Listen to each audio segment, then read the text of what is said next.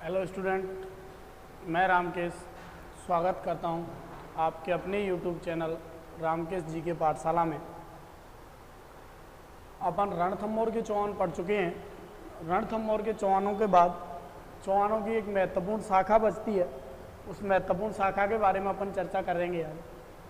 वो महत्वपूर्ण शाखा कौन सी है? जालौर।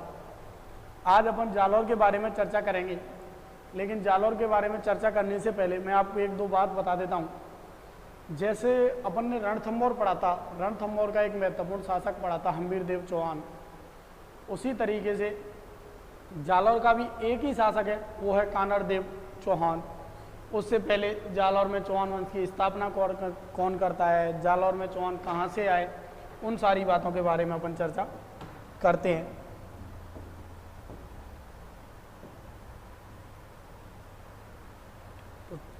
क्या है जालौर?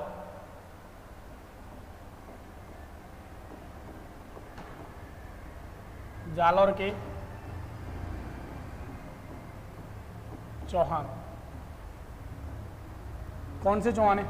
जालौर के चौहान। यहाँ जालौर में चौहान वंश की स्थापना किसने की, कैसे की, वो अपन देख लेते हैं एक बार। यहाँ पर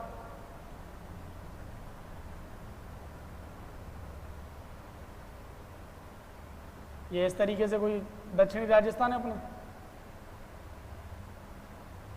ये दक्षिणी राजस्थान है। यहां पर है जालौर। यहां क्या है? जालौर। ये जालौर से थोड़ा ऊपर यहां पर पड़ती है पाली, और पाली में एक जगह पड़ती है नाडौल। कौन सी है? नाडौल। याद करो, जब मैंने चौहानों की शाखाएं पढ़ाई थी उस टाइम पर एक शाखा पढ़ाई थी नाडौल शाखा। इस नाडौल शाखा का एक शासक होता है अलहण। कौन सा शासक होता है? अलहण। इस अलहण का एक पुत्र है कीर्तिपाल।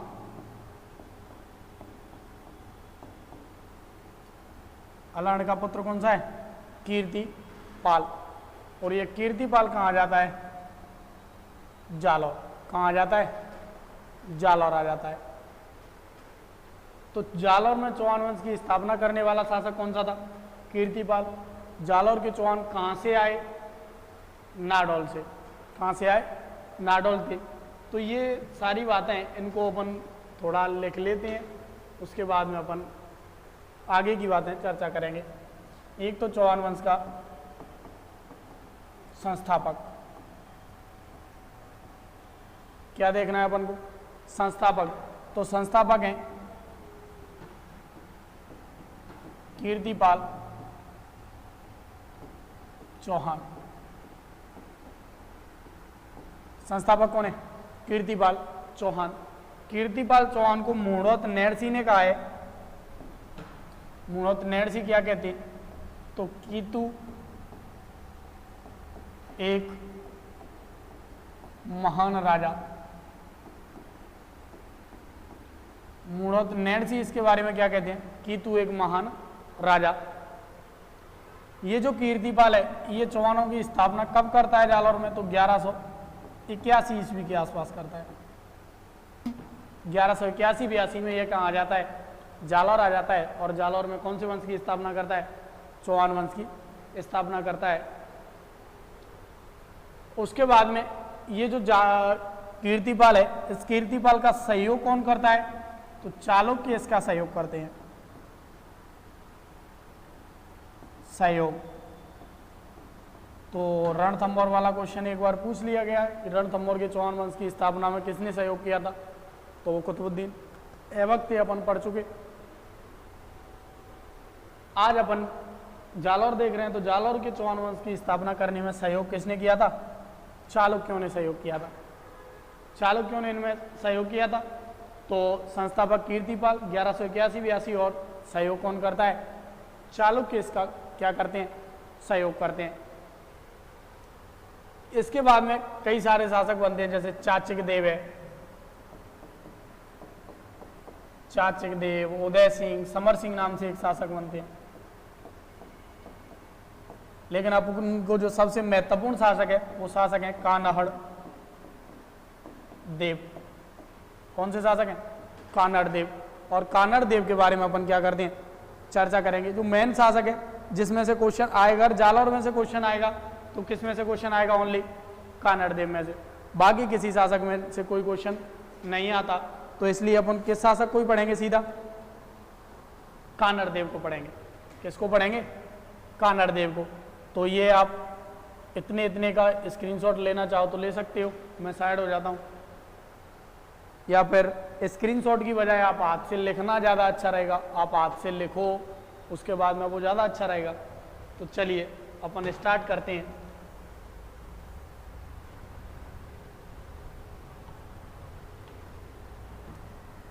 कौन सा शासक है?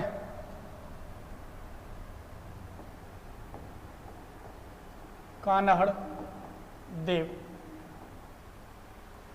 कानड़ देव है। इधर कौन है? एक है अलाउद्दीन खिलजी, ये दिल्ली के शासक हैं।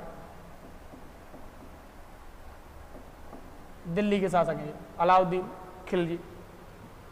ये कानड़ देव के अधीन दो दुर्ग हैं।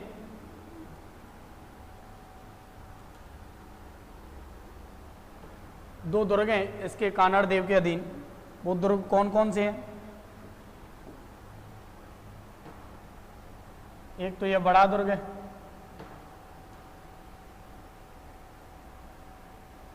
जालौर। कौन सा दुर्ग है? जालौर। एक इसके अधीन दूसरा दुर्ग है छोटा सा, सिवाना।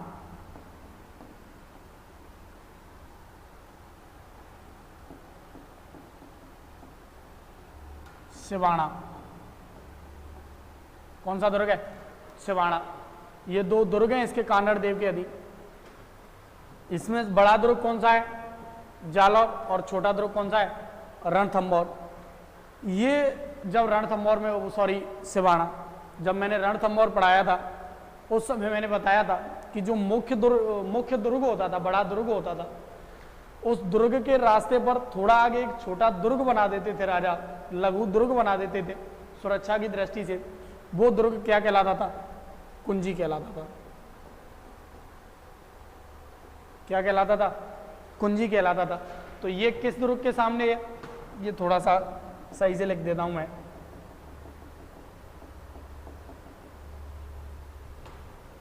ये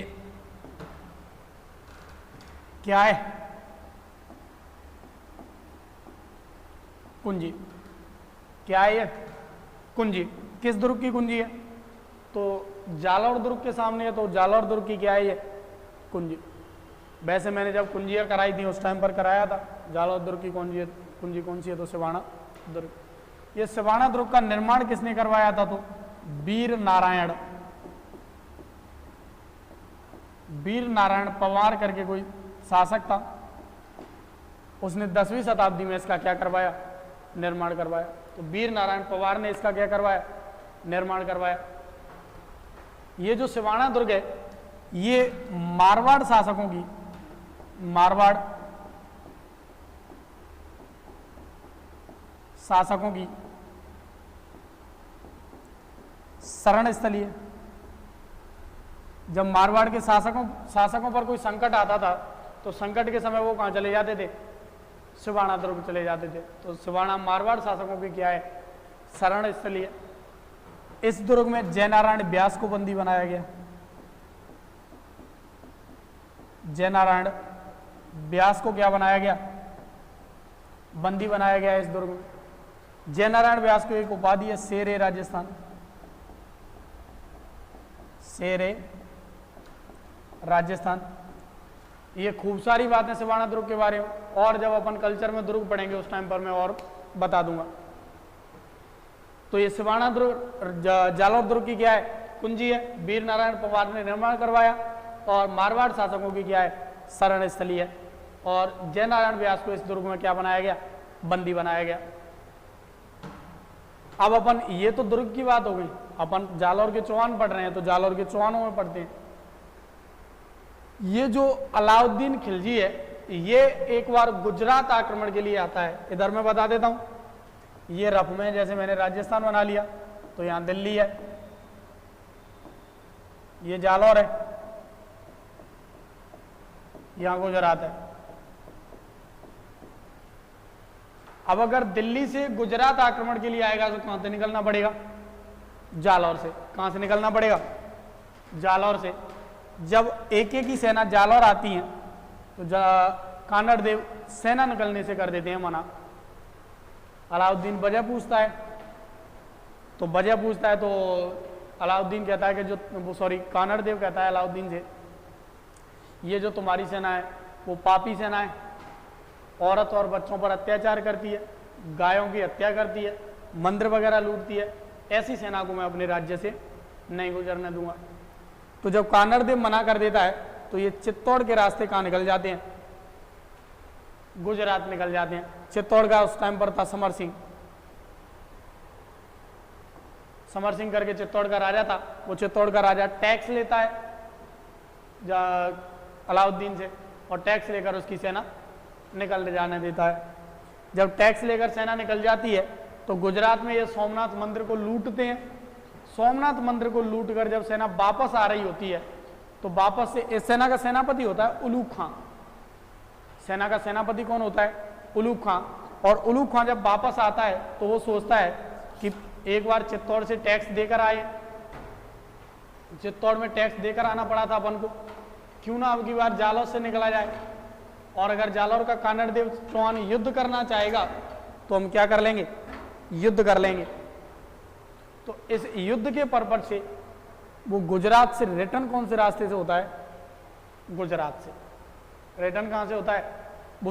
गुजरात से रिटर्न होके कहां से आता है? जालौर से।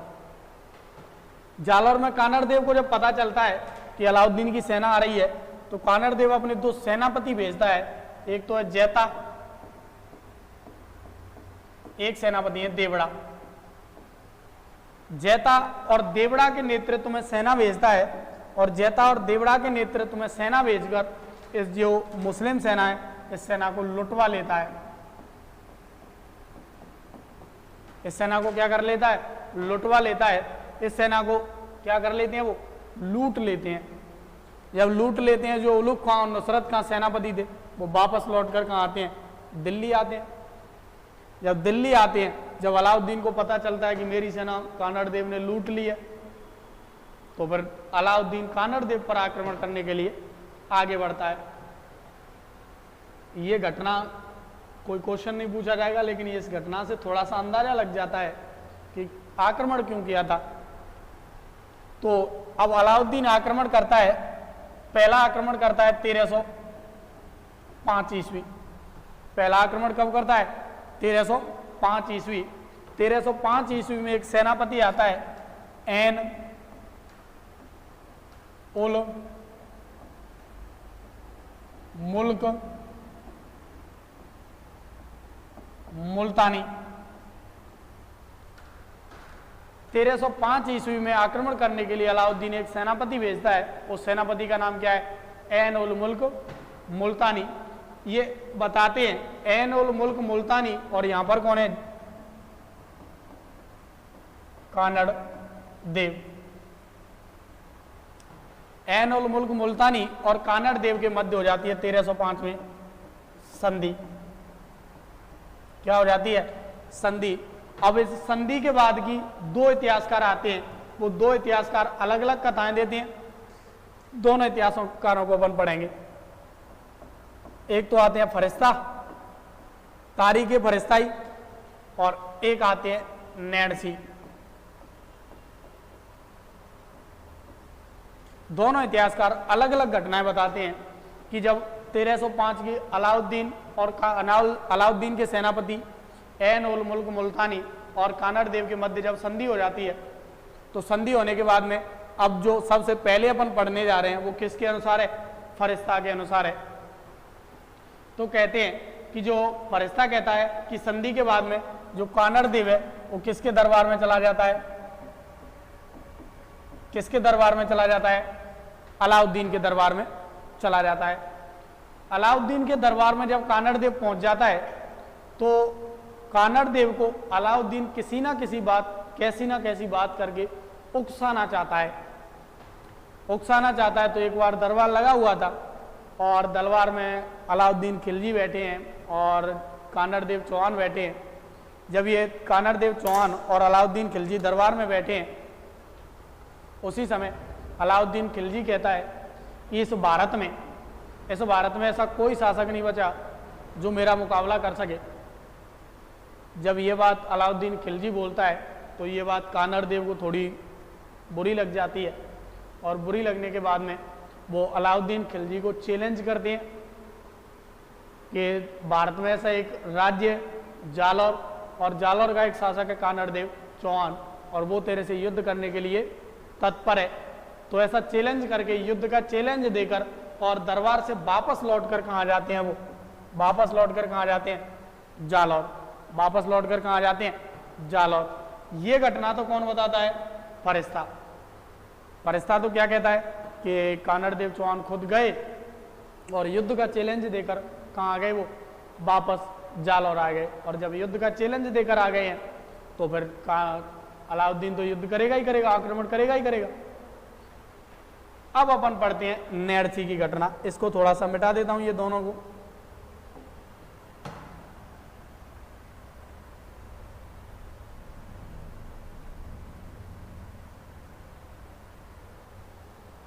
अब अपन पढ़ते हैं अलाउद्दीन के बारे में। अब अपन पढ़ते हैं नैरसी की कहानी। किसकी कहानी पढ़ते हैं अब अपन, फरिश्ता को मिटा देता हूं। नैरसी,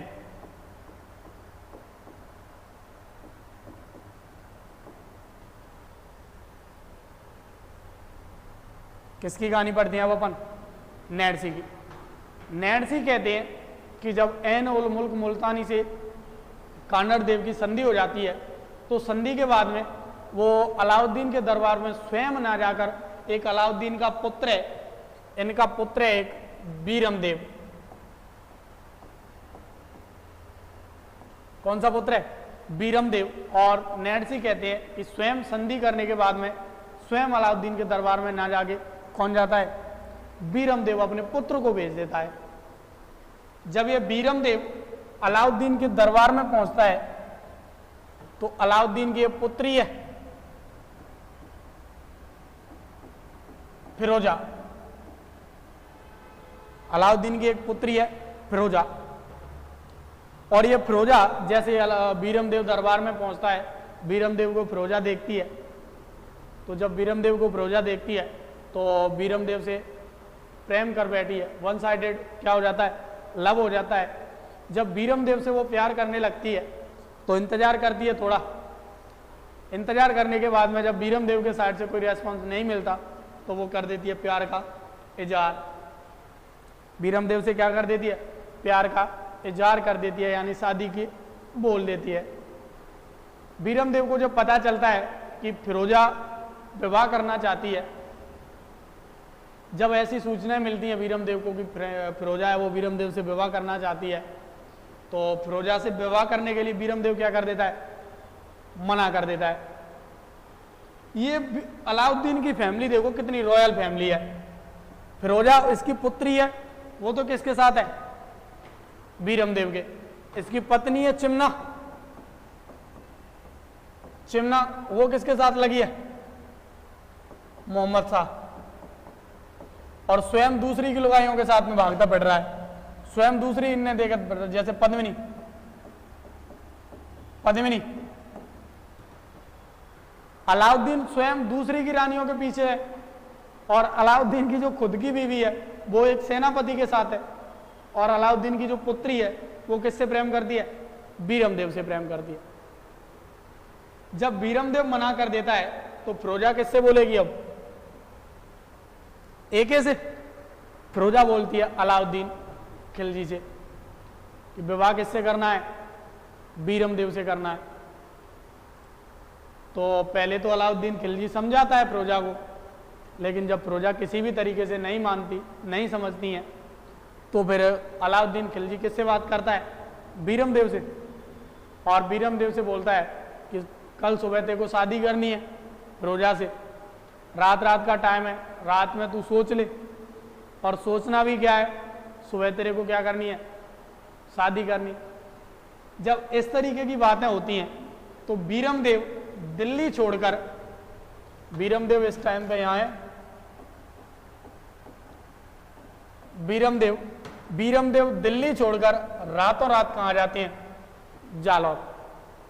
रातों रात कहाँ आ जाते हैं?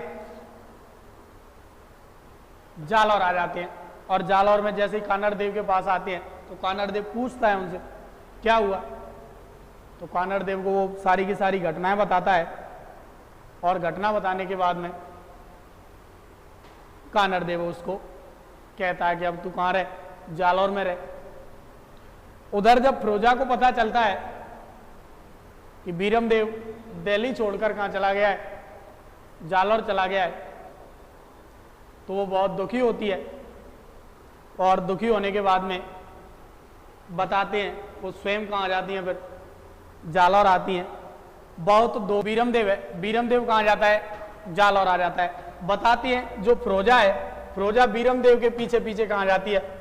जालौर आ जाती है। 7 समुंदर पार में तेरे पीछे पीछे आ गई। तो बीरमदेव के पीछे पीछे वो कहाँ जाती है? जालौर आ जाती है। और जालौर में आने के बाद में कानड़ देव से बात करती है। और कानड़ देव जब दरबार में आती है कानड़ देव के में, तो कानड़ देव के दरबार में आके वो कानड़ देव से कहती है कि विवाह करना है। वो पूछता है किससे? तो वो कहती है तेरे पुत्र से, बीरमदेव से। कानड़ देव जी बीरमदेव जी से पूछते हैं, लेकिन बीरमदेव जी क्या कर देते हैं? मना कर देते हैं। और बीरमदेव जी ये नैन्सी के अनुसार एक दुआ बोलते हैं। वो दुआ है, दरबार में ही बोलते हैं, मामा लागे बाटिया कुल लागे चौहान, मामा लागे बाटिया कुल लागे चौहान, जो मैं ब्याहूं तुर्कनी तो पश्चिम उगे बाण। यहाँ पर बाण सूर्य का पर्यायवाची है। बाण किसका पर्यायवाची है? सूर्य का पर्यायवाची है। तो बीरमदेव जी कहते हैं कि मामा तो कौन से गोत्र के हैं? बाटी। और स्वयं को कुल का है? चौहान। अगर मैं तुर्कनी से विवाह कर लूँ, तुर्कनी का मतलब है यहाँ पे फिरोजा, अगर मैं फिरोजा से विवाह कर लूँगा तो जो सूर्य है वो सूर्य कौन सी दिशा से उगेगा? पश्चिम दिशा से उगेगा। तो ऐसा दुआ बोलते हैं। जब यहाँ पे बीरमदेव मना कर देते हैं तो फिरोजा लौट कर कहाँ जाती हैं? अलाउद्दीन के पास। जब फिरोजा लौट कर अलाउद्दीन के पास पहुँचती हैं, अब अलाउद्दीन क्या करेगा? आक्रमण करेगा। अब अलाउद्दीन क्या करेगा? आक्रमण करेगा। तो जब यह बीरमदेव विवाह के लिए मना कर देते हैं तो उसके बाद में ये क्या करेगा? आक्रमण करेगा। ये आक्रमण की कैसे कैसे आक्रमण करेगा वो सारी की सारी घटना में बताता हूं।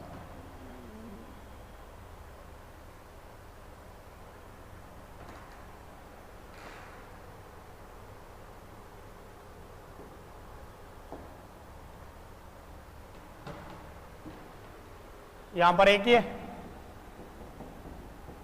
अलाउद्दीन खिलजी।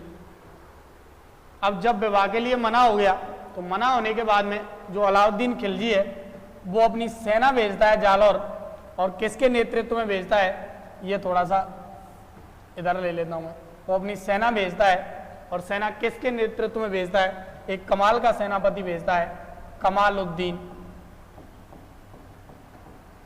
कमालुद्दीन गुर्ग। एक कमाल का सेनापति भेजता है अलाउद्दीन, और उस सेनापति का नाम क्या है? कमालुद्दीन गुर्ग।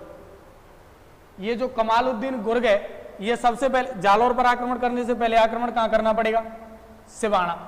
तो 1308 ईस्वी में, कब? 1308 ईस्वी में। और कमालुद्दीन गुर्ग आक्रमण करते हैं सिवाना दुर्ग पर।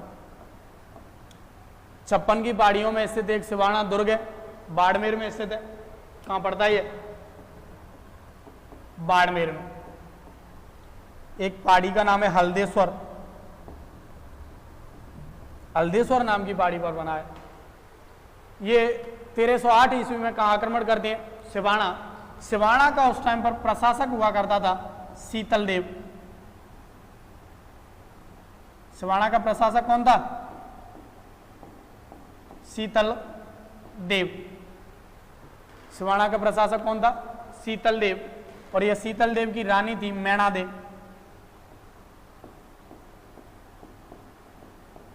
मैणा दे।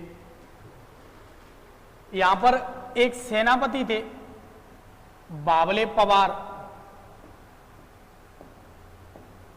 बावले पवार। बताते हैं जब कमालुद्दीन गुर्ग सिवाना पर आक्रमण करता है तो सिवाना में भयंकर युद्ध होता है। युद्ध के बीच में जब वे किले के अंदर प्रवेश नहीं कर पाते हैं, जब किले के अंदर प्रवेश नहीं कर पाते तो वो संधि के लिए, वार्ता के लिए दूत आता है, और दूत आता है तो इधर से ये किसको भेजते हैं, शीतल देव बावले पवार को। जब बावले पवार कमालुद्दीन गुर्ग से संधि करने जाता है तो बावले पवार को कमालुद्दीन गुर्ग सिवाना दुर्ग देने का लालच देते हैं, और लालच देकर उसे अपने साइड मिला लेते हैं। तो ये जो बावले पवार है ये यहाँ पर क्या कर देता है, विश्वासघात कर देता है। क्या कर देता है, विश्वासघात कर देता है, और विश्वासघात करके सिवाना दुर्ग में जो जलाशय हैं उस जलाशय में मिला देता है गौरक्त। जब जलाशय में गौरक्त मिला देता है तो ये जो शीतल देव हैं ये तो कर लेती हैं केसरिया, और इनकी रानी क्या कर लेती है, जौहर। रानी क्या कर लेती है, जौहर। और ये सिवाना का 1308 ईस्वी में ये सिवाना का प्रथम शाखा कंप्लीट। सिवाना में 2 शाखा होंगे, एक कल्ला रामलौत नाम के अकबर के समय होगा। अकबर के सेनापति के रूप में उदयपुर के मोटा राजा उदय सिंह सिवाना पर आक्रमण करेंगे। उस समय सिवाना का जो शासक होता है, प्रशासक होता है, कल्ला रामलौत होता है। कल्ला रामलौत के समय सिवाना का दूसरा शाखा होगा, ये सिवाना का प्रथम शाखा क्या हो जाता है, कंप्लीट। प्रथम शाखा के समय आक्रमण कौन करता है, कमालुद्दीन गुर्ग। यहाँ पर केसरिया कौन करता है, शीतल देव, और जौहर कौन करता है, मैणा दे। ये जो सिवाना है इस सिवाना का नाम बदलकर ये कर देते हैं खैराबाद। सिवाना दुर्ग का नाम बदल करके क्या कर देते हैं, खैराबाद। सिवाना दुर्ग पर शाखा हो जाता है और सिवाना पर अधिकार किसका हो जाता है, कमालुद्दीन गुर्ग का। और कमालुद्दीन गुर्ग अब बन जाते हैं सिवाना के प्रशासक। अब सिवाना के प्रशासक कमालुद्दीन गुर्ग बन गए, और कमालुद्दीन गुर्ग 3 साल तक इंतजार करते हैं, और 3 साल इंतजार करने के बाद में 1311 ईस्वी में ये कानड़ देव पर क्या करते हैं, आक्रमण करते हैं। और जालौर दुर्ग के बारे में कहा जाता है ये बहुत मजबूत किला है। ये सूकड़ी नदी के किनारे, कौन सी नदी के किनारे, सूकड़ी नदी। सूकड़ी नदी के किनारे बहुत मजबूत किला है, और मजबूत किला है। इस किले के बारे में हसन निजामी कहते हैं इस किले का दरवाजा आज तक कोई नहीं खोल पाया है। तो इतना मजबूत किला है, तो इस दुर्ग पर आकर अधिकार करना इतना आसान नहीं था। बाद में इस किले पर अधिकार करने के लिए स्वयं अलाउद्दीन खिलजी आ जाता है। स्वयं जब अलाउद्दीन खिलजी आता है तो उसे कोई सलाह देता है कि कोई भी किला हो उस किले के आसपास होती हैं सुरंग। कोई भी राजा आपात स्थिति में बाहर निकलने के लिए किसका निर्माण करवाता है, सुरंग का निर्माण करवाता है। तो सुरंग का पता कैसे लगाया जाए, तो कोई उससे कहता है कि राई नाम की एक फसल होती है, और जहां पे अगर राई के बीज डाल दिए जाएं तो वो राई के बीज जहां पर सुरंग होगी वहां पर सुबह तक उग के तैयार हो जाएंगे, वो अंकुरित हो जाएंगे सुबह तक। जब ये बात अलाउद्दीन को पता चलता है तो अलाउद्दीन घोषणा करता है कि जालौर के आसपास में जितने गांव हैं उन गांवों में जिस भाव में जिस कीमत पर राई मिले वो राई खरीद के ले आओ। जब ऐसी घोषणा होती है तो रात में राई आती है वहां पे, और राई के रात में बहुत महंगे भाव में राई बिकती है।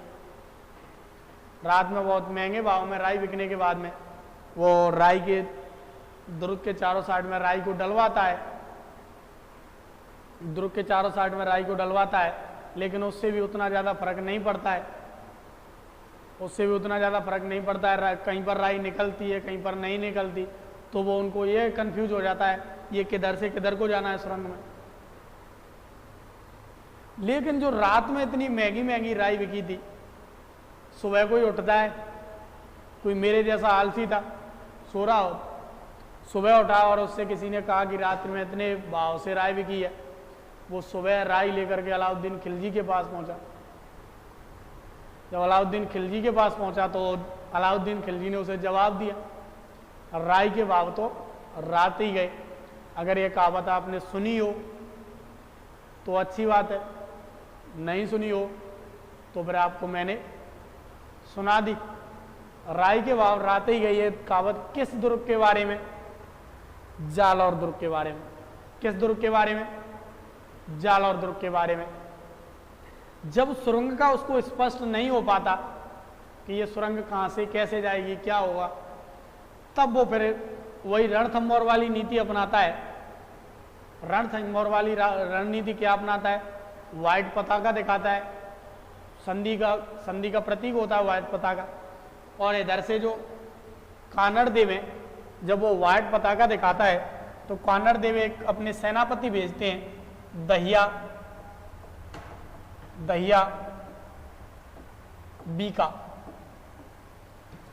बीका करके कोई सेनापति है इनका। इस सेनापति को ये अलाउद्दीन से संधि के लिए भेजते हैं और अलाउद्दीन इस सेनापति को लालच देता है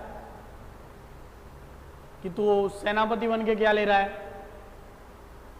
जब जालौर पर जब अधिकार हो जाएगा, कानड़ देव की हत्या हो जाएगी, कानड़ देव की हत्या होने के बाद में जालौर दुर्ग को मैं तेरे को सौंप दूंगा। क्यों ना तू जालौर दुर्ग की कोई कमजोरी बताए जिससे हम दुर्ग के अंदर प्रवेश कर सके। इसका दरवाजा कैसे टूटेगा वो बता दे, इसकी दीवार कहां से कमजोर है, दीवार कहां से कमजोर है उसको बता दे। कैसे ना कैसे करके हम दुर्ग में तो प्रवेश करें। तो दहिया बीका कहता है कि दुर्ग में प्रवेश तो तू आज करे ना कल। ऐसे दुर्ग का दरवाजा तो नहीं तोड़ सकते, बहुत मजबूत किला है, प्रत्यारों के समय का किला था, नागवट प्रथम ने यह दुर्ग बनवाया था जालौर।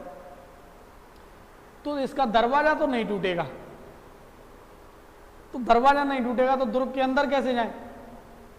तब दहिया राजपूत, वही पहले वाली कहानी, दहिया राजपूत यहाँ पे जो जलाशय थे, पानी की व्यवस्थाएं थी, उनमें गौरक्त मिला देता है और वो जो राशन रखा था उस राशन में गाय की हड्डियां वगैरह डाल देता है। जब गाय की हड्डियां वगैरह डाल देता है तो हड्डियां वगैरह डालने के बाद में जो राजपूत सैनिक होंगे, वो राजपूत सैनिक इस राशन को हाथ नहीं लगाएंगे। हाथ नहीं लगाएंगे तो उस स्थिति में उनको क्या करना पड़ेगा? साका करना पड़ेगा। तो जब गौरक्त वगैरह मिला देते हैं, जब इसकी सूचना कानड़ देव को मिलती है तो कानड़ देव तो कर लेते हैं केसरिया। कानड़ देव तो क्या कर लेते हैं? केसरिया। कानड़ देव की एक रानी है जैतल्ले, और जैतल्ले कर लेती हैं जौहर। जैतल्ले क्या कर लेती हैं? जौहर कर लेती हैं। और जौहर करने के बाद में जब ये जालौर दुर्ग पर अधिकार हो जाता है अलाउद्दीन का, तो इसका नाम बदल कर वो कर देते हैं जलालाबाद। जब साका हो गया तो उसका क्या हो जाता है? अधिकार हो जाता है अलाउद्दीन का। अलाउद्दीन का अधिकार होने के बाद में जो दहिया बीका है, इसको वो हाथी के सामने फेंकवा देता है और हाथी इसको पैरों से कुचलवा देता है, और हाथी के पैरों से कुचलवा देता है तो इसकी हो जाती है मृत्यु। अभी यहाँ पे फिर बचता है बीरम देव। जब सारे के सारे सैनिक शहीद हो जाते हैं, स्वयं पिताजी शहीद हो जाते हैं, तो बीरम देव अकेला बचता है। युद्ध कर रहा होता है मैदान में लेकिन अकेला बचता है। अब उसको लगता है कि कहीं अगर इन्होंने बंदी बना लिया तो ये कहाँ ले जाएंगे? दिल्ली। और दिल्ली ले जाके वही कहानी विवाह वाली, जिसकी वजह से इतना युद्ध हुआ है, तो ये विवाह वगैरह के लिए जबरदस्ती करेंगे। तो बीरम देव करते हैं। इनकी बीरम देव की एक कुल देवी है, सोनगिरा चौहानों की कुल देवी है, कुल देवी आशापुरा माता। आशापुरा माता, और आशापुरा माता के सामने बीरमदेव अपना सर अर्पित कर देते हैं। बीरमदेव क्या कर देते हैं? अपना सर अर्पित कर देते हैं आशापुरा माता के सामने। इनके कटे हुए सर को, बीरमदेव के कटे हुए सर को अलाउद्दीन लेकर जाते हैं दिल्ली। जब अलाउद्दीन दिल्ली लेकर जाते हैं, जब फिरोजा के सामने सिर को लेकर जाते हैं, तो फिरोजा बीरमदेव का सिर ले जा करके यमुना नदी के किनारे हिंदू रीति रिवाज से करती है उसका दाह संस्कार। और दाह संस्कार करने के बाद में जो फिरोजा है, फिरोजा कर लेती है यमुना नदी में कूदकर आत्मा हत्या। यमुना नदी में कूदकर क्या कर लेती है? आत्मा हत्या। और जालौर होता है समाप्त। जालौर का साका कब कंप्लीट होता है? 1311 में। जालौर का नाम बदल कर क्या किया है? जलालाबाद। जौहर किसने किया? जैतल देवी। केसरिया कानड़ देव। अब कानड़ देव से संबंधित कुछ पुस्तकें आती हैं, उन पुस्तकों के बारे में मैं बता देता हूं। ये वीडियो धीरे धीरे स्लो करके वापस देख लेना और लिख लेना इसको। कानड़ देव की जानकारी कहां कहां से मिलती है? तो एक पुस्तक तो है कानड़ देव प्रबंध। एक पुस्तक कौन सी है? कानड़ देव प्रबंध। एक पुस्तक है बीरमदेव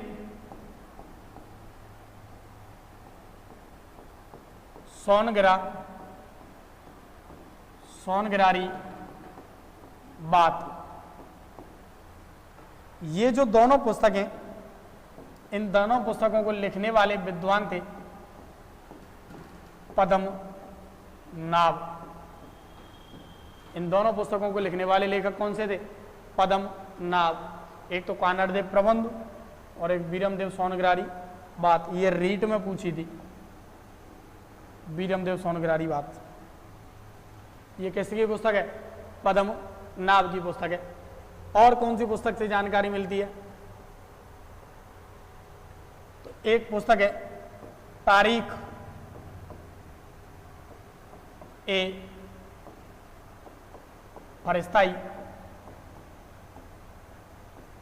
तारीख ए फरिश्ताई, ये किसकी पुस्तक है? फरिश्ता की पुस्तक है। इस पुस्तक से जानकारी मिलती है। और कहां से जानकारी मिलती है? मूढ़ौत नैणसी री ख्यात। मूढ़ौत नैणसी री ख्यात से जानकारी मिलती है। ये किसकी पुस्तक है? तो नैणसी की पुस्तक है। मूढ़ौत नैणसी की पुस्तक है। ये जो मूढ़ौत नैणसी री ख्यात है, ये राजस्थान की प्रमाणिक ख्यात मानी जाती है। राजस्थान की प्रमाणिक ख्यात। बाकी ख्यातें चारण व भाटों ने लिखी है, इस कारण उनको प्रमाणिक नहीं मानते। ये ख्यात क्या मानी जाती है? प्रमाणिक मानी जाती है। इतनी सारी पुस्तकें, इन पुस्तकों से कानड़ देव के बारे में क्या मिलती है? जानकारी मिलती है। एक बात और बता देता हूं मैं आपको, वैसे क्लास ज़्यादा लंबी हो रही है, बता देता हूं। लेकिन ये जो अलाउद्दीन है वो राजस्थान में 3 नाम चेंज करेगा। एक तो कौन सा करेगा? चित्तौड़। एक जालौर करेगा और एक करेगा सिवाना। किस किस दुर्ग के नाम चेंज करेगा? एक तो चित्तौड़ का करेगा, एक जालौर का और एक सिवाना का। चित्तौड़ का क्या कर देता है? खिजराबाद। चित्तौड़ का नाम क्या कर देता है? खिजराबाद। जालौर का नाम कर देता है जलालाबाद। जलालाबाद। सिवाना का नाम कर देता है खैराबाद। याद रखना, रणथंभौर का वो नाम चेंज नहीं करता। बाकी ये 3 दुर्गों पर आक्रमण करता है, इन दुर्गों पर क्या करता है? वो नाम चेंज करता है। तो अपने जालौर के चौहान होते हैं कंप्लीट। आज के लिए इतना ही। अगर वीडियो अच्छा लगे तो वीडियो को ज़्यादा से ज़्यादा शेयर करें एंड चैनल को सब्सक्राइब करें। Thank you.